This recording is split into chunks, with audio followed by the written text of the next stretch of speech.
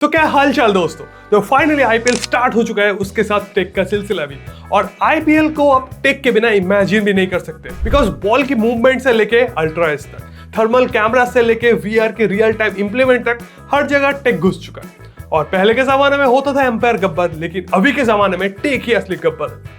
Even आपको ये पता भी नहीं होगा, अभी के टाइम पे जो फील्ड पे कैमरास लगे होते हैं ना, उनका 1 सेकंड का क्लिप ऑलमोस्ट 1 GB का होता है। तो कैसे हम पूरी मैच बस 2 GB के अंदर देख लेते हैं। तो आइए जानते हैं ऐसी क्रेजी टेक के बारे में जो अभी के टाइम पे क्रिकेट या फिर आईपीएल में यूज होता है।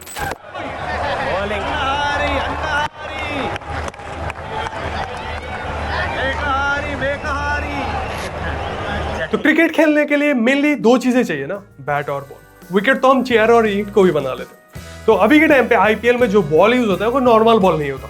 उस बॉल के अंदर बहुत सारे सेंसर्स लगाया जाता है, जिससे कि बॉल के रोटेशन, स्पीड, बाउंस और बहुत सारी चीजें रियल टाइम में पता चल सके। इवन प्लेयर जब 6 लगाता है तो बॉल कितनी स्पीड में, कितने डिग्री में, कितने दूर तक और ऊपर तक है, ये हमें कैसे पता चलता है? इन्हीं बॉल के लगाए गए सेंसर्स की मदद से, जो कि रियल टाइम में सारे डेटा मेन सर्वर पर भेजता है और मेन सर्वर से कैलकुलेट करके हमको ऐसा ग्राफिक्स दिखाया जाता है। और अभी के टाइम पे हर मैच में लगभग 2 बॉल यूज होते हैं और एक बॉल का प्राइस नॉर्मल बॉल से लगभग 10 गुना ज्यादा होता है। और ये सेम टेक बैट के अंदर यूज करने की भी कोशिश की, लेकिन ये उतना फायदेमंद नहीं रहा, बिकॉज उससे जो है बैट का बैलेंस बिगड़ रहा था, जिससे प्लेयर्स को खेलने में बहुत ज्यादा परेशानी हो रही थी। तो इसीलिए अभी इस टेक को बैट के अंदर यूज नहीं किया जाता। उसकी जगह ऐसे एक ब्लैक डिवाइस का यूज किया जाता है, जो कि बैट के पीछे लगता है, जो कि रियल टाइम में बैट की मूवमेंट को ट्रैक करता है। जब हम कोई मैच फोन या फिर टीवी पे देखते हैं ना, तो हमको ग्राउंड के ऊपर बहुत सारे ब्रांड्स के एड्स देखने को मिलते हैं, जिसके ऊपर से प्लेयर्स भी गुजरते हैं, लेकिन वो सारे एड्स फेक होते हैं। ग्राउंड पूरा साफ होता है, ग्राउंड के अंदर कोई भी एड्स लगाया नहीं जाता। पहले के जमाने में ग्रास को कट करके उसे कलर किया जाता था और ब्रांड्स का एड बनाया जाता था, लेकिन अभी के टाइम पे वर्चुअल रियलिटी मतलब वीआर की मदद से ग्राउंड में रियल टाइम में एड्स लगाए जाते हैं। और ये चीज पॉसिबल हो पाता है because of the powerful machines जो हमें ब्रॉडकास्टिंग रूम पे देखने मिलता है। इवन अभी के टाइम पे आईपीएल की जो टीम्स है ना, वो भी बहुत ज्यादा टेक यूज करती है, बिकॉज एक पॉडकास्ट से मुझे रिसेंटली पता चला कि मुंबई इंडियन की टीम्स एक अपना सीक्रेट ऐप यूज करती है, जिसका नाम है स्पोर्ट्स ऑलवेज, जिसे आप प्ले स्टोर, ऐप स्टोर से डाउनलोड तो कर सकते हो, लेकिन लॉग इन नहीं कर सकते, बिकॉज वो ऐप सिर्फ लॉग इन होता है उनके प्लेयर्स और उनके मालिक के फोन नंबर से, जो कि मिलना बहुत मुश्किल है। और अगर आपको मान लो किसी प्लेयर के स्टार्ट के बारे में जानना है, कि मान लो मुझे जानना है रोहित शर्मा कितनी बार आउट हुए, किस बॉलर के अगेंस्ट आउट हुए, क्यों आउट हुए, तो उस ऐप के अंदर मुझे रोहित शर्मा जितनी बार आउट हुए उसकी सारी क्लिप्स मिल जाएंगी, जितनी बार आज तक रोहित शर्मा आउट हुए। मतलब उस ऐप के अंदर किसी भी प्लेयर की वीकनेसेस एंड स्ट्रेंथ हमको दोनों ही पता चल सकता है। और मे बी इसीलिए मुंबई इंडियंस ने 5 बार ट्रॉफी जीती। क्या आपको लगता है दूसरी कोई टीम ऐसी कोई एप्लीकेशन यूज करती है? मुझे लगता है आरसीबी को डेफिनेटली यूज करना चाहिए, ताकि एक बार तो वो कप जीते और हमारा सपना पूरा हो। बॉलर्स मैच खेलने से पहले अपने परफॉर्मेंस को चेक करने के लिए प्रैक्टिस सेशन में पिच विजन टेक्नोलॉजी का यूज करते हैं, जिसमें पिच के साइड में सेंसर्स लगाए जाते हैं, जो कि बॉल की रोटेशन, लेंथ, बाउंस और भी बहुत सारी चीजें बॉलर को रियल टाइम में दिखाता है, जिससे कि बॉलर जान पाता है कि बॉल के अंदर क्या दिक्कत हुई है एंड मैच में जाके वो विकेट उखाड़ता है। अब आते हैं मेन टॉपिक पे। क्रिकेट देखने में मजा तो तभी आता है जब हमारे लिए कैमरा वाले भैया स्टेडियम के एक कोने से लेकर दूसरे कोने तक सुंदर सुंदर लोगों को हमें दिखाते हैं। और ये पॉसिबल हो पाता है बिकॉज ऑफ दिस कैमरा, जिससे आप 100x से लेकर 125x तक लॉसलेस जूम कर सकते हो। और इसका फोकस भी बहुत बढ़िया एंड फास्ट होता है। और इस सिर्फ लेंस की कीमत 1 करोड़ रुपए होती है। और गलती से अगर बॉल आके इसके लेंस पे लगे तो भाई खेल खत्म। ऑलमोस्ट ग्राउंड पे 30 ऐसे कैमरास लगे होते हैं जो हर प्लेयर को ट्रैक करते हैं, और बाकी कैमरास अलग अलग एंगल पे अलग अलग चीजों को कैप्चर करते रहते हैं। और मजे की बात, एक कैमरा जब 4K 30 fps में रिकॉर्ड करता है तो इसका बस 1 सेकंड का क्लिप का साइज ऑलमोस्ट 1 GB तक होता है। और ये कैमरा बहुत ज्यादा हेवी होता है, इसीलिए इसे मूवमेंट करने के लिए यूज नहीं किया जाता, इसे बस ट्राइपॉड के अंदर रख के डायरेक्टली शूट किया जाता है।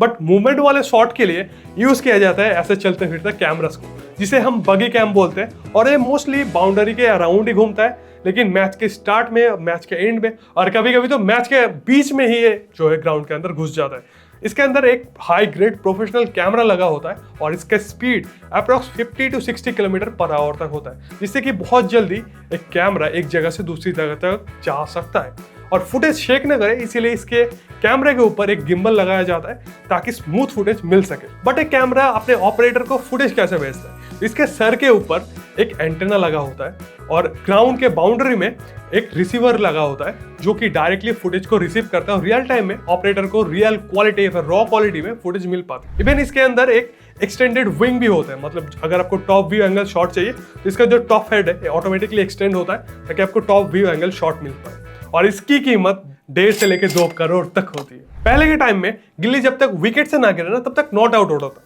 अरे टेंशन मतलब वो रूल अभी भी, लेकिन स्टंप्स बहुत एडवांस हो चुके हैं। पहले जो स्टंप्स आते थे वो सिर्फ रेड लाइट ग्लो करते थे आउट होने पर, लेकिन अभी जो स्टंप्स आते हैं ना वो 4-6 मारने पर भी ग्लो करते हैं, लेकिन हर एक चीज के लिए अलग अलग स्टाइल में। जैसे कि आउट होने पर पूरा स्टंप रेड लाइट से ग्लो करता है। इवन जब कोई प्लेयर 4 मारता है ना तो पूरा स्टंप्स अलग अलग कलर में ग्लो करता है, और 6 मारने पर वही स्टंप्स सेम कलर ग्लो करता है लेकिन नीचे से ऊपर, मतलब एक अलग स्टाइल में। इसीलिए स्टंप्स के पीछे गड्ढा किया जाता है ताकि इन सब सिस्टम को अच्छे से उसके अंदर फिट किया जा सके। इसलिए आपने नोटिस किया होगा कि उसे ग्रास से या फिर डुप्लीकेट सॉइल टेक्सचर से कवर किया जाता है ताकि वो नॉर्मली लोगों के आंखों में ना आए। जब कोई टीम डीआरएस लेती है उस टाइम पे बहुत सारी चीजें सेम टाइम पे मेजर की जाती है। फर्स्ट है बॉल का रोटेशन, तो उसके लिए यूज होता है हॉकाई कैमरास जो बॉल की डिलीवरी होने से बॉल को ट्रैक करते हैं। उसके साथ और भी अदर इंफॉर्मेशन जैसे बॉल के अंदर जो सेंसर्स लगाए जाते हैं उसकी इंफॉर्मेशन को इसके अंदर मर्ज किया जाता है और हमें कुछ ऐसा विजुअल मिल पाता है। लेकिन इसके अंदर भी थोड़ा एरर होता है, इसलिए बॉल अगर जाके साइड विकेट्स पे लगे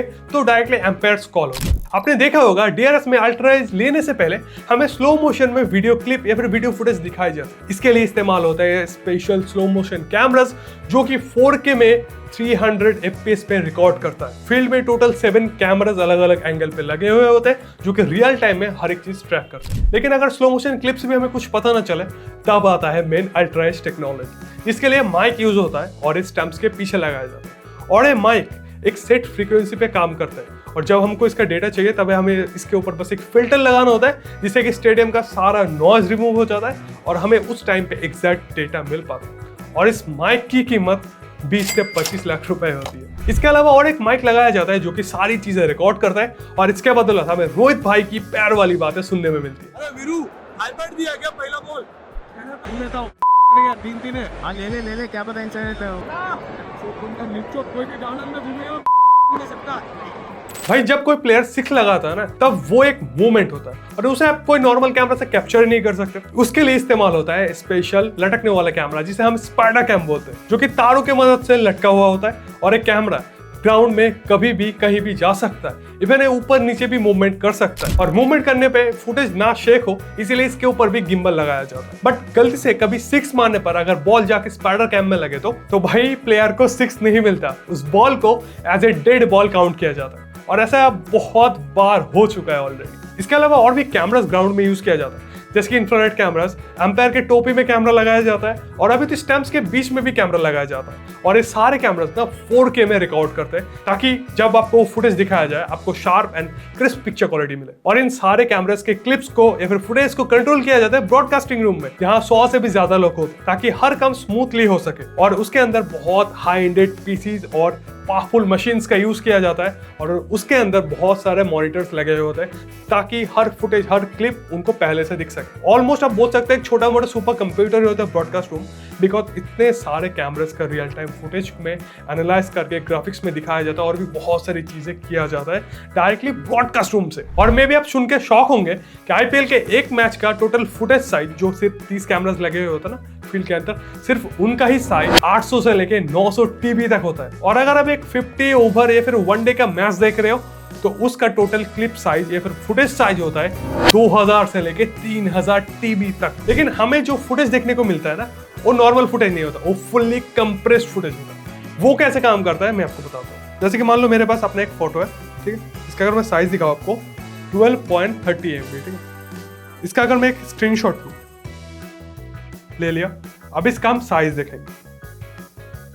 ये रहा स्क्रीनशॉट, इसका मैं साइज देखता हूँ 1.08 MB। आपको ऊपर से देखने में दोनों फोटो में कोई अंतर नहीं दिखेगा, लेकिन जब हम जूम करेंगे ना जो ओरिजिनल फोटो है इसके अंदर डिटेल्स बहुत ज्यादा होंगे। लेकिन ये सेम चीज जब हम स्क्रीनशॉट के ऊपर करेंगे तो उतना ज्यादा डिटेल्स नहीं रहेगा और जूम नहीं होगा उतना ज्यादा। तो ये सेम कंप्रेशन टेक्निक वीडियोस के ऊपर भी रियल टाइम में काम करता है ताकि आपका डेटा कम खर्च हो और आप पूरी मैच कम इंटरनेट स्पीड में भी अच्छी क्वालिटी में देख सको। सो बस गाइस यही तक था वीडियो। होप सो कि आपको वीडियो पसंद आया। जाते हैं आप कमेंट्स में बताओ कि आपका कौन सा फेवरेट टेक था इस वीडियो के अंदर।